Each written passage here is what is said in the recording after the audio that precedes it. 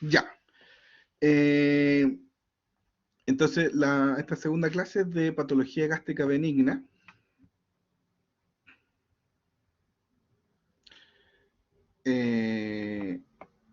Primero que nada tenemos como las secciones del estómago, con un poquito de anatomía, ¿cierto? Tenemos el cardias, el fondo, el cuerpo, el antro, el píloro, ¿ya?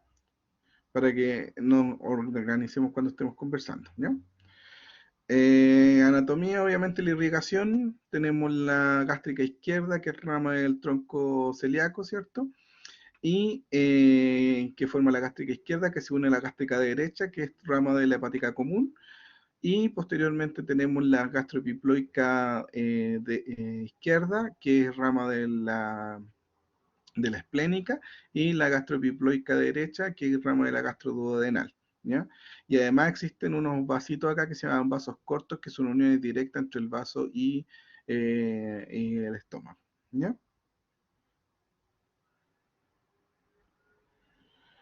En cuanto a la irrigación, o sea, al drenaje venoso, tenemos eso muy parecido, tenemos la vena gástrica izquierda, ¿no es cierto?, que se une a la aorta, y la gástrica derecha, que también se une a la aorta, la gastroepiploica izquierda, que se une a la esplénica, y la gastroepiploica derecha, que se une acá a la arteria mesentérica superior, o sea, a la vena mesentérica superior, perdón. ¿Ya? Y también existen algunas venitas cortas y unas venitas esofágicas que suben que bajan de la gástrica izquierda, ¿ya?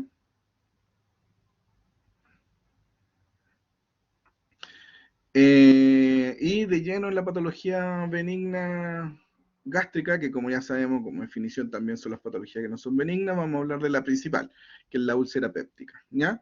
La úlcera péptica es una solución de continuidad de la pared gástrica o duodenal que llega hasta la muscular de la mucosa, o sea, puede llegar hasta la submucosa, ¿ya? Produce un desbalance entre los factores protectores y agresores, los cuales acá como tenemos factores protectores como son el bicarbonato, la prostaglandina, la producción de moco, el flujo sanguíneo de la mucosa, etcétera, y los factores como agresores que pueden ser el Helicobacter pylori, el ácido gástrico, la pepsina y los AINES, ¿ya? Cuando se produce un desbalance de los protectores con los factores eh, que dañan, ¿no es cierto?, se produce la hernia gástrica, la úlcera péptica. ¿Ya? Dos de los principales, el Helicobacter pylori, que como sabemos disminuye la producción de moco, va a producir además aumento del ácido gástrico, que va a predisponer hacia la producción de úlcera, y los AINES, que inhiben la COX-2, ¿no es cierto?, que va a disminuir la prostaglandina, y eso va a producir también mayor posibilidad de producir úlcera. En cuanto a la epidemiología, gracias a que el Helicobacter se ha empezado a tratar, ha disminuido bastante la incidencia de las úlceras, ¿ya? Antiguamente la úlcera gástrica era mayor a la úlcera, perdón, al revés, la úlcera duodenal era mayor a la úlcera gástrica. Sin embargo, con este tratamiento del Helicobacter pylori su incidencia ha disminuido bastante y actualmente están bastante igualados, son casi una a una, ¿ya? Afecta más o menos a 4 millones de personas de forma anual, y la incidencia en Chile es de 1,5 a un 3%, ¿ya? En Japón, Singapur y Chile y la región andina de Perú existe una alta incidencia de cáncer gástrico, y tiende a ser más común la úlcera gástrica que la duodenal en estos países, incluido el nuestro. eh, las úlceras gástricas tienden a estar en la curvatura menor, ¿ya? Y suelen ser de milímetros hasta varios centímetros. Acá tenemos la clasificación de la úlcera, la tipo 1, que es la curvatura menor, que es la más habitual, la tipo 2, que es una en la curvatura menor y una úlcera duodenal, y la tipo 3, que es prepilórica, si se fijan está un poquito antes del píloro, también en la curvatura menor, y estos dos, la 2 y la 3, están asociadas a hipersecreción ácida, las otras no están tan claras. La tipo 4, que es más elevada en la curvatura menor, cerca del esfínter esofágico inferior, y la tipo 5, que es como difusa y que está muy asociada al uso de AINES, ¿ya? Las duodenales, en cambio, tienden a ser más chicas, suelen ser menores de 3 centímetros de diámetro, esa menores a 1 centímetro, y además está a menos de 3 centímetros del píloro generalmente, ¿ya? Y son habitualmente más pequeñas que las gástricas, ¿ya? Las úlceras tienden a ser redondeadas u ovaladas con bordes bien delimitados. En caso contrario, hay que sospechar un poquito de que sea una úlcera más o menos maligna y que sea un cáncer, ¿ya? Suelen penetrar hasta la capa submucosa o inclusive un poquito la muscular, pero no más allá. Y las duodenales suelen ser casi siempre benignas, a diferencia de la gástrica, que puede llegar a ser maligna. No es que sea habitualmente, pero sí puede serlo. Esa es la razón por la que tenemos que tomarles biopsia, ¿ya? Y las gástricas tienden, si es que son muy grandes, son no muy bien definidas, etcétera, te hace aún más sospechar de que sea una úlcera maligna. El Helicobacter pylori mención especial, ¿no es cierto? Porque es un gran factor que produce esta úlcera. Está asociada al 90 al 95% de las úlceras duodenales y a un 70% de las úlceras gástricas. Sin embargo, los pacientes infectados, solo un porcentaje pequeño va a desarrollar úlceras, ¿ya? De hecho, en Chile se habla que el 34.4% de los niños son seropositivos a Helicobacter pylori y que el 79% de la población está colonizado por Helicobacter pylori, ¿ya? Su tratamiento, una vez que se descubre, ¿no es cierto?, con el test de ureasa a través de la endoscopía, es la triterapia, amoxicilina, claritro y lansoprazol o omeprazol, y recordar que además está dentro del GES, ¿ya? El cuadro clínico se puede presentar de varias formas, ¿ya? Como úlcera no complicada, que es la principal, que tiene síntomas inespecíficos, muy parecido al reflujo gastroesofágico, molestias abdominales inespecíficas, etcétera, eh, que, cuyo tratamiento es principalmente médico, con inhibidores de la bomba de protones, y en algunos casos se puede realizar el tratamiento endoscópico, el cual corresponde a inyecciones, ¿no es cierto?, ¿cómo se llama?, para ocluir la arteria de la úlcera, o se quema también con láser, ¿ya? Y en el caso de cirugía propiamente tal, se hace solamente en fallo de tratamiento médico, ¿ya? Eso significa con dolor persistente, más de episodios de hemorragia digestiva alta en el transcurso de un año, control del endoscópico en los 3 meses que se mantiene igual o peor a como estaba, y en general la intratabilidad también va a depender del médico y del paciente, ¿ya? O sea, si tenemos un paciente rural que está a 6 horas del hospital, uno también prefiere hacerle tratamiento quirúrgico en vez de tratamiento si es que este no está respondiendo, o si es que el paciente no es capaz de tomarse las pastillas, etcétera, ¿ya? Y la otra opción es que se nos presente como una úlcera complicada, ¿ya? Las complicaciones de la úlcera básicamente son 3. Sangrado, que produce una hemorragia digestiva alta, que ustedes tienen una clase de eso, así que no me voy a incluir dentro de la hemorragia digestiva alta.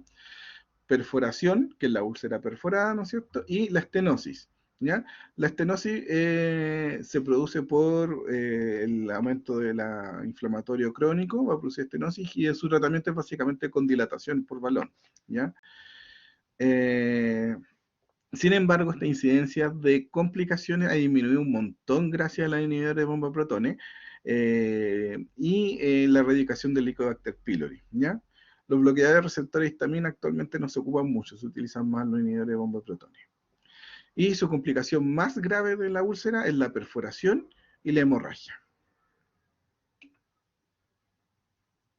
No, balón endoscópico. La estenosis se trata con balón endoscópico. El balón de Steinstacken es para hemorragia digestiva. Ya. En cuanto a la úlcera perforada como tal, hay un 10 o un 20% de las úlceras pépticas se complican. Sin embargo, solo un 2 a un 14% se perforan, ¿ya? Estas van a presentarse como abdomen agudo. Tiene una alta mortalidad y morbilidad, ¿ya? Y un paciente que tiene úlcera tiene una prevalencia de una perforación de por vida de un 5%, ¿ya? Su mortalidad, una vez que se perfora, va desde un 1,3 a un 20%, dependiendo de cuánto nos demoremos en diagnosticarlo y tratarlo, ¿ya? En los países no desarrollados, generalmente son jóvenes fumadores masculinos. En cambio, los países desarrollados tienden a ser ancianos con comorbilidades múltiples y uso de AINES o esteroides, ¿ya? La perforación duodenal suele ser más frecuente que la gástrica, además. La clínica. Al perforarse, el paso del contenido gástrico produce una peritonitis química como tal, ¿ya?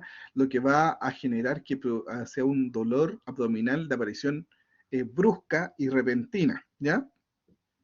O un deterioro agudo del dolor abdominal, pero generalmente es un dolor que parte de forma brusca, ¿ya? Cuando los pacientes tienen molestias por esta úlcera, la perforación también va a generar un deterioro agudo de este dolor, ¿ya? Esta peritonitis además va a producir taquicardia, por lo tanto la triada clásica de la úlcera perforada es el dolor súbito, taquicardia y la rigidez abdominal o abdomen en tabla, ¿ya? Frente a esas tres cosas se hace el diagnóstico clínico de úlcera perforada, ¿ya? Además, estas úlceras tienen tres etapas principales. El inicio súbito, que como dijimos, de 2 horas iniciales, las primeras 2 horas. Después este dolor tiende a migrar al hipogástrico fosiliaca derecha por la peritonitis, que va entre las 12, las 2 y las 12 horas. Y por último, la repercusión sistémica, que es más allá de las 12 horas, ¿ya? La repercusión sistémica me refiero a distensión abdominal, fiebre, hipotensión y insuficiencia renal aguda, etcétera, ¿ya? El diagnóstico, mientras más precoz sea, menor es la mortalidad. Eh,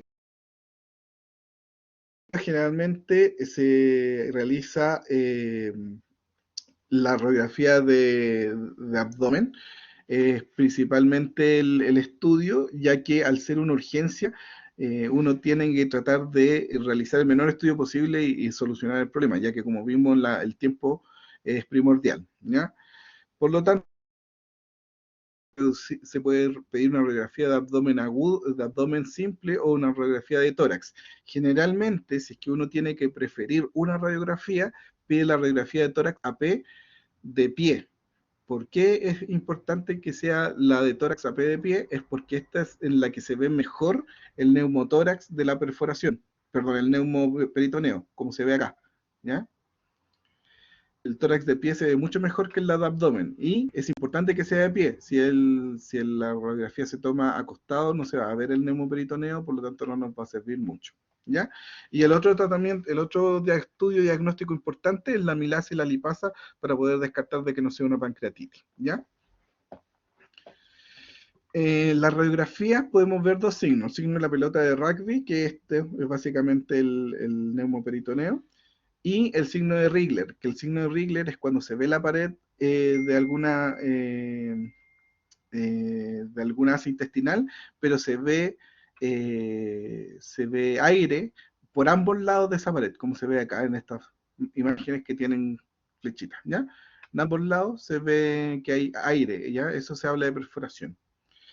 El TAC es bastante bueno, es recomendable y tiene una precisión diagnóstica hasta el 98%, pero generalmente es demoroso, por lo tanto uno no tiende a utilizarlo a menos que el paciente esté relativamente estable, que sea un TAC que se va a demorar 10 minutos, no más allá, pero generalmente no se toma y se toma solamente la radiografía, que son mucho más rápidas en este paciente, ¿ya?